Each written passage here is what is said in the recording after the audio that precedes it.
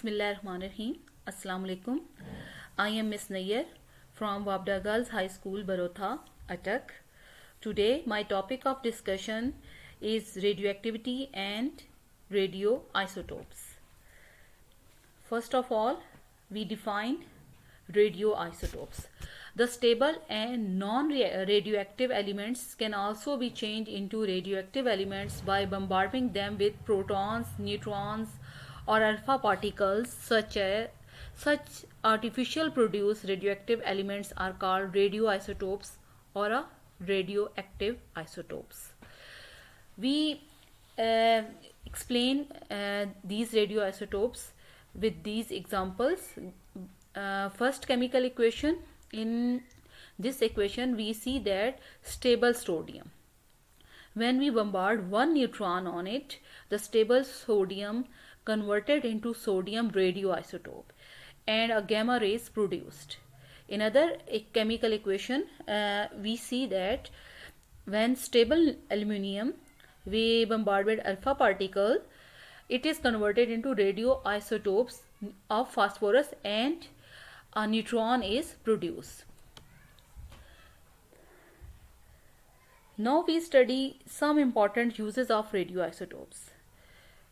Radioisotopes are used in many fields. For example, it is used in for medicine. In medicine, radioisotopes are used for curing diseases. Radioactive cobalt-60 is used for curing cancer cells, tumors, and those cells which damage the red blood cells. It is also used for killing large tumor in patient. Another example of radioiodine 131, which is used for thyroid glands. Radioisotopes are also used in industry. In industry, tracers can be used to locate the wear and tear of moving parts of machinery.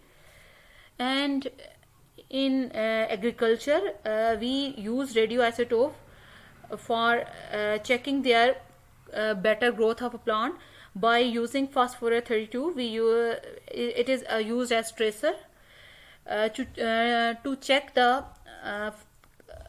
absorbing the phosphate fertilizer in the plant.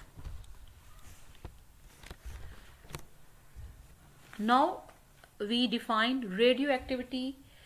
Radioactivity is a process by which certain elements emit particle form of radiation. These radiations are spontaneous emission of radiations which is emitted by radioactive element. The process of radioactivity is discovered by 1896 by Henry Becquerel. Henry Becquerel studies about salts and crystal.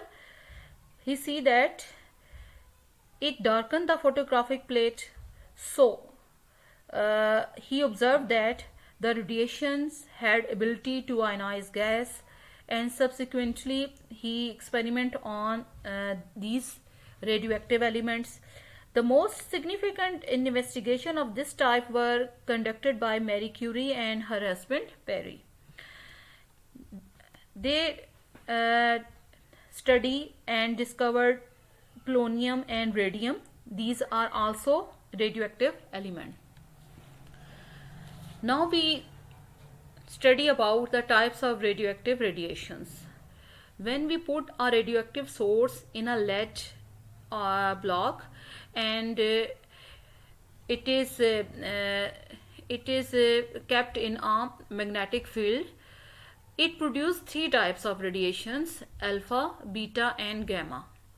First type of radiations which he produced, alpha.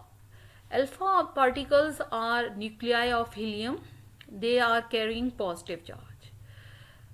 The other radiations which produced by radioactive source are beta. Beta are high speed electrons and having negative charge. And the third rays which are produced by a radioactive source are gamma, which having no charge. Now we study about their penetrating power. Alpha particles have low penetrating power, so they can easily be blocked by any sheet of paper or a cardboard. Beta particles having high speed, so they can be blocked by thin aluminum plate. Whereas gamma have very high speed, so they can only be blocked by a thick concrete wall. Gamma speed is high, whereas alpha and beta are slow. Gamma speed is the speed of light. Their deflection power depend upon their charges. Gamma have no charge, so they cannot be deflected by electric or magnetic field, whereas beta and beta and alpha are deflected by electric and magnetic field, because alpha has positive charge, so they are attracted by negative charges, and beta have negative charge, so they can be attracted by positive charge. This diagram shows their penetrating power of radiations. We see that when we blocked alpha particle by a paper, they can easily be blocked, whereas beta particles are blocked by aluminum paper and they can pass from paper, but beta particles only blocked by aluminum plate, whereas gamma rays having high speed, so they can only be blocked by concrete wall. They can pass through aluminum plate, lead and paper.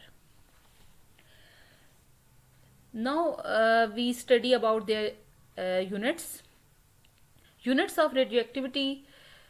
As we know that Becquerel is a scientist which discovered first of all radioactivity, so its units is also named Becquerel.